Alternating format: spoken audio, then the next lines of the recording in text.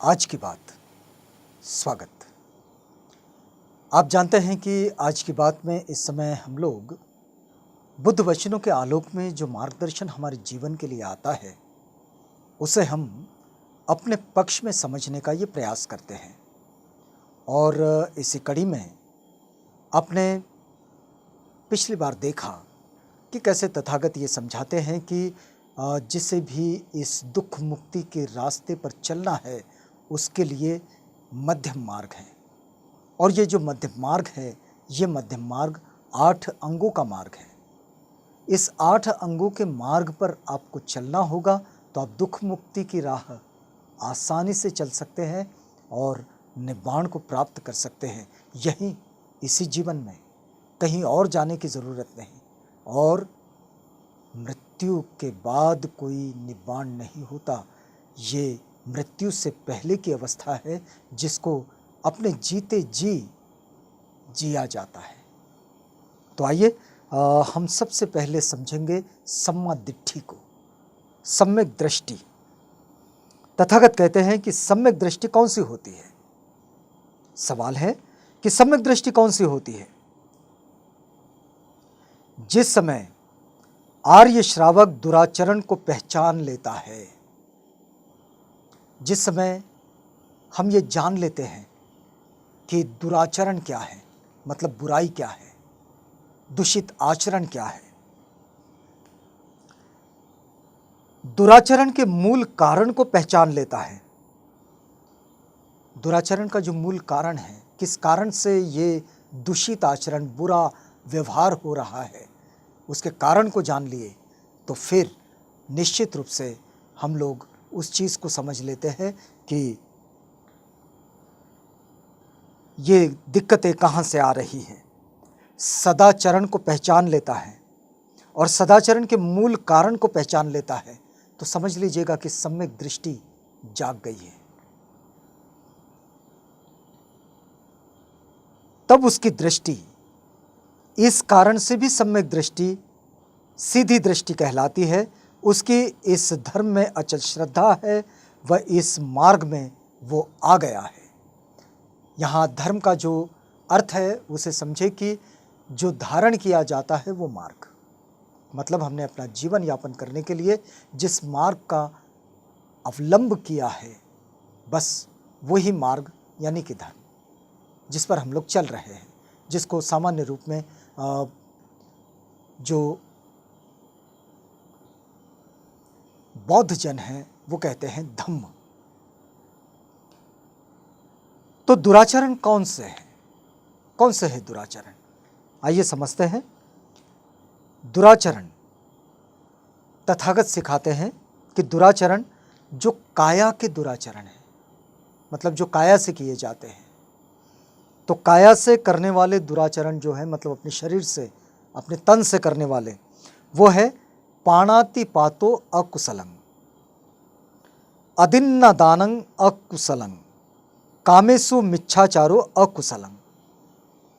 जीव हिंसा करना ये दुराचरण है, चोरी करना दुराचरण है और काम भोग संबंधी मिथ्याचार दुराचरण है।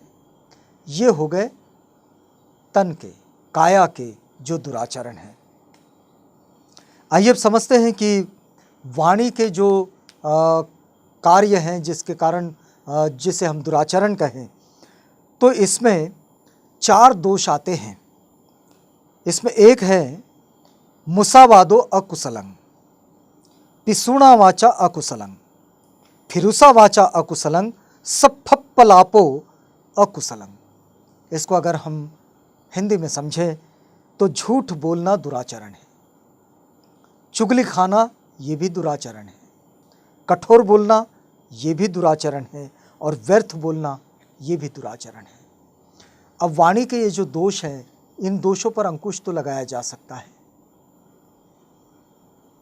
कठोर बोलना, चुगली खाना, झूठ बोलना, व्यर्थ बोलना, ये सब दुराचरण है। लेकिन ये दुराचरण है, ये बात हमें रियलाइज़ होनी चाहिए, हमें समझ में आनी चाहिए, हमें अपनी अनुभूति में इसे उतारना होगा।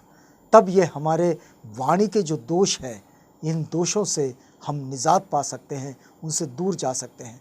अगर ये समझ में ही नहीं आया कि ये गलत है तो फिर गलती को सुधारेंगे कैसे? क्योंकि कोई औचित्य ही नहीं बनता गलती को सुधारने का, क्योंकि ये माना ही नहीं गया कि ये फलां चीज़ गलती है।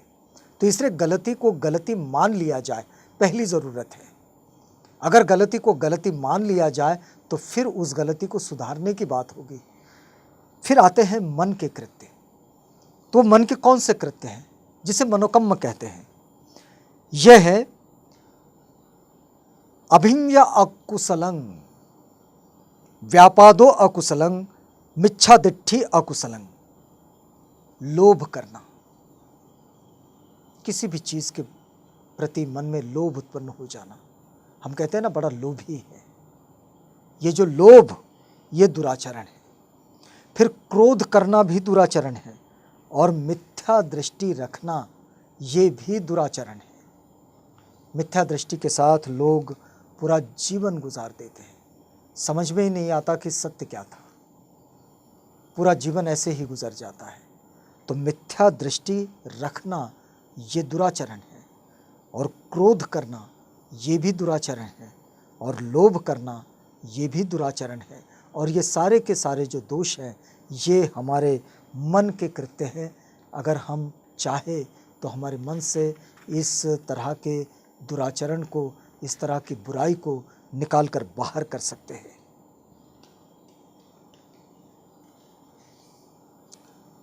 अब दुराचरण की बात अगर समझ में आ जाए, इसका परिचय हो जाए, तो फिर बात यहाँ आती है कि फिर अच्छाई क्या है, सदाचरण क्या है। तो सदाचरण को ठीक से समझाते हैं तथागत, और फिर तथागत बताते हैं कि काया के जो सदाचरण हैं, जो हमारे तन से किए जाते हैं, ये है पाणातिपाता वेरमणि कुशलं, यानी कि जीव हिंसा न करना, ये सदाचरण है। फिर अदिन्ना दाना वेरमणि कुशलं, कामेषु मिच्छाचारा वेरमणि कुशलं, यानी कि चोरी न करना, ये सदाचरण है। काम भोग संबंधी मिथ्याचरण न करना, ये सदाचरण है।